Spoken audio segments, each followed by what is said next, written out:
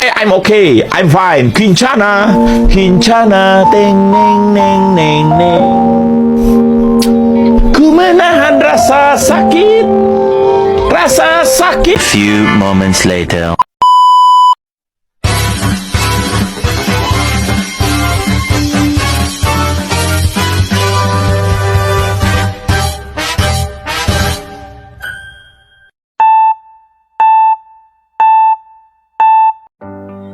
Assalamualaikum warahmatullahi wabarakatuh. Perkenalkan, saya Hairun Nisa dengan NIM 230304212.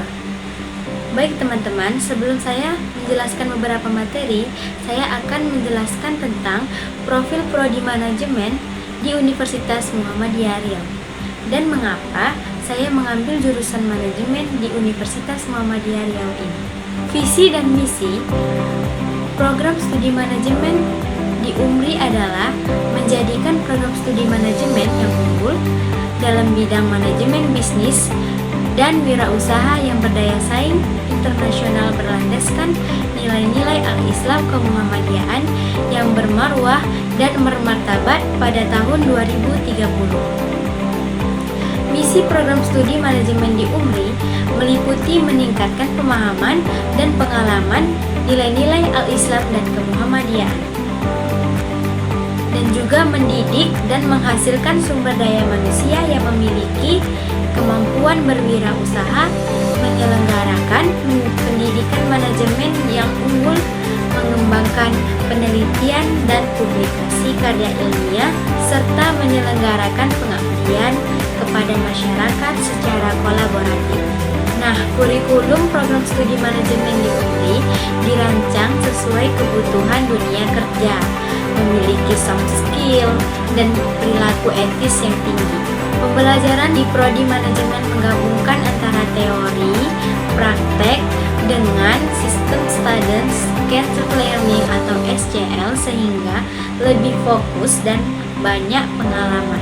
Nah, pengembangan program studi manajemen di UMRI terus melakukan peningkatan kualitas untuk dapat menghasilkan mahasiswa yang smart, kreatif, beretika, dan berakhlakul karimah.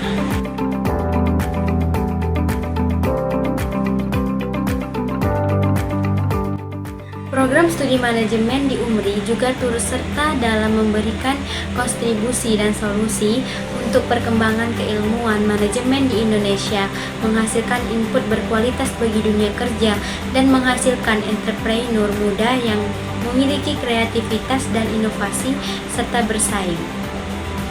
Dan akreditasi program studi manajemen UMRI telah meraih akreditasi B dari Badan Akreditasi Nasional Perguruan Tinggi atau BAN-PT. Selanjutnya, Universitas Muhammadiyah Riau memiliki program studi manajemen yang terakreditasi dengan kualitas pendidikan yang berstandar nasional. Selain itu, Universitas Muhammadiyah Riau juga memiliki fasilitas yang memadai untuk mendukung kegiatan belajar seperti perpustakaan berbasis digital dan aplikasi digital untuk perkuliahan. Nah, selanjutnya langsung saja kita masuk ke materi yang akan saya jelaskan. Materi yang pertama yaitu tentang pengertian teknologi informasi dan perlunya teknologi informasi dan sistem informasi. Nah, pengertian teknologi informasi atau bisa disebut dengan TI adalah suatu teknologi yang membantu manusia dalam mengubah, menyimpan, dan mengomunikasikan serta menyebarkan informasi. Istilah ini umumnya tidak hanya digunakan untuk komputer dan jaringan komputer, tetapi juga mencakup teknologi informasi lain seperti televisi dan telepon. Teknologi informasi memanfaatkan komputer elektronik dan perangkat lunak komputer untuk mengubah, menyimpan, memproses, melindungi, mentransmisikan, dan memperoleh informasi secara aman. Perlunya teknologi informasi dan sistem informasi. Teknologi informasi dan sistem informasi sangat penting dalam berbagai aspek kehidupan, termasuk bisnis, pendidikan, dan komunikasi. Berikut beberapa alasan mengapa teknologi informasi dan sistem informasi diperlukan. Yang pertama, dapat meningkatkan efisiensi. Teknologi informasi dan sistem informasi membantu meningkatkan efisiensi dalam melakukan pekerjaan dengan cara mengotomatisasi proses, mempercepat pengolahan data, dan mempermudah akses informasi. Yang kedua, meningkatkan kualitas. Teknologi informasi dan sistem informasi memungkinkan penggunaan data yang lebih akurat dan up-to-date, serta memungkinkan analisis yang lebih lanjut untuk meningkatkan kualitas keputusan. Yang ketiga, meningkatkan komunikasi. Teknologi informasi dan sistem informasi memungkinkan pengguna media komunikasi yang lebih efektif, serta memungkinkan video konferensi dan aplikasi berbasis internet untuk meningkatkan interaksi dan komunikasi antar individu dan organisasi. Yang keempat, meningkatkan aksesibilitas. Teknologi informasi dan sistem informasi memungkinkan akses ke informasi yang lebih luas dan lebih cepat, serta memungkinkan penggunaan sumber daya yang lebih efektif seperti sistem manajemen untuk meningkatkan aksesibilitas. Yang kelima, meningkatkan keamanan. Sistem informasi memungkinkan penggunaan teknologi keamanan yang lebih efektif seperti enkripsi dan autentikasi untuk melindungi data dan informasi dari ancaman dan keamanan. Dalam sintesis, teknologi informasi dan sistem informasi sangat penting dalam meningkatkan efisiensi, kualitas, komunikasi, aksesibilitas, dan keamanan dalam berbagai aspek kehidupan. Mereka membantu meningkatkan kemampuan organisasi dan individu dalam menghadapi tantangan global dan memenuhi kebutuhan yang terus berkembang. Materi yang kedua yaitu perangkat keras komputer atau hardware dan perangkat lunak komputer atau software. Nah, perangkat keras komputer yang juga dikenal sebagai hardware adalah bagian fisik dari sebuah sistem komputer yang dapat disentuh dan dipindahkan. Hardware terdiri dari 4 bagian utama, yaitu perangkat masukan atau input, perangkat keluar atau output, perangkat pemrosesan atau processing, dan perangkat penyimpanan atau store. Nah, contoh perangkat keras masukan adalah keyboard, mouse, dan scanner. Sedangkan contoh perangkat keras output adalah monitor, proyektor, dan printer. Perangkat keras pemrosesan seperti CPU dan VGA memproses data dan informasi yang dimasukkan ke komputer. Sementara perangkat keras penyimpanan seperti hard disk dan RAM menyimpan data dan informasi yang digunakan komputer. Sedangkan perangkat lunak komputer yang juga dikenal sebagai software adalah program dan instruksi yang memberitahu perangkat keras apa yang harus dilakukan. Software terbagi menjadi 3 kategori. Yang pertama yaitu sistem operasi, dan yang kedua ada perangkat lunak aplikasi, dan yang ketiga ada perangkat lunak pemrograman. Sistem operasi seperti Windows dan Linux mengatur dan mengawasi jalannya program lainnya di komputer. Sementara perangkat lunak aplikasi seperti mengelola kata dan pemutaran media digunakan untuk memenuhi kebutuhan spesifik pengguna. Perangkat lunak pemrograman seperti C++ dan Python digunakan untuk menulis, mengembangkan, menguji, dan mendebug program lainnya. Kedua komponen ini, hardware dan software, bekerja sama untuk membuat sebuah sistem komputer berfungsi, yaitu hardware memberikan struktur dan kemampuan untuk bergerak, sedangkan software mengendalikan dan mengarahkan semua tindakan yang dilakukan oleh hardware. Nah, tanpa adanya software, hardware tidak dapat berfungsi, dan sebaliknya, tanpa adanya hardware, software tidak dapat dijalankan. Baik, selanjutnya kita memasuki materi yang ketiga, yaitu pengambilan keputusan di level manajemen dan sistem penunjang keputusan. Pengambilan keputusan di level manajemen merujuk pada sistem pemilihan, diantaranya berbagai alternatif aksi yang bertujuan untuk memenuhi satu atau beberapa sasaran. Dalam konteks manajemen, pengambilan keputusan adalah proses pemilihan yang dilakukan oleh manajer untuk memilih antara beberapa opsi yang tersedia dengan tujuan mencapai tujuan organisasi. Proses ini melibatkan analisis data, evaluasi alternatif, dan pengambilan keputusan yang paling sesuai untuk mencapai tujuan organisasi. Pengambilan keputusan di level manajemen dapat melibatkan 3 kekuatan yang mempengaruhi. Yang pertama, dinamika individu, dinamika kelompok, dan dinamika lingkungan.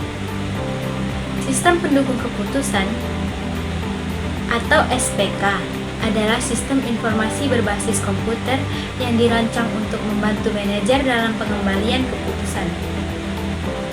Sistem ini membantu manajer dengan data dan analisis yang diperlukan untuk mengambil keputusan yang efektif. SPK terdiri dari 3 komponen. Yang pertama, sistem bahasa, yang kedua, sistem pengetahuan, dan yang ketiga ada sistem pemrosesan masalah. Nah, sistem bahasa memungkinkan penggunaan untuk berinteraksi dengan sistem pengetahuan menyimpan data dan pengetahuan yang relevan. Dan sistem pemrosesan masalah memproses data untuk menghasilkan informasi yang berguna dalam keputusan. Sistem pendukung. Keputusan memiliki beberapa tujuan, seperti membantu manajer dalam pengambilan keputusan atas masalah semi terstruktur, memberikan dukungan atas pertimbangan manajer, meningkatkan efektivitas keputusan yang diambil manajer, dan meningkatkan kualitas keputusan yang dibuat. Dalam implementasi sistem pendukung keputusan melibatkan beberapa tahapan, seperti desain, implementasi, perawatan, dan adaptasi. Tahapan desain melibatkan pengembangan model dan algoritma yang sesuai untuk masalah yang akan dihadapi. Nah, tahapan implementasi melibatkan pengujian dan evaluasi sistem untuk memastikan bahwa sistem dapat berfungsi dengan efektif.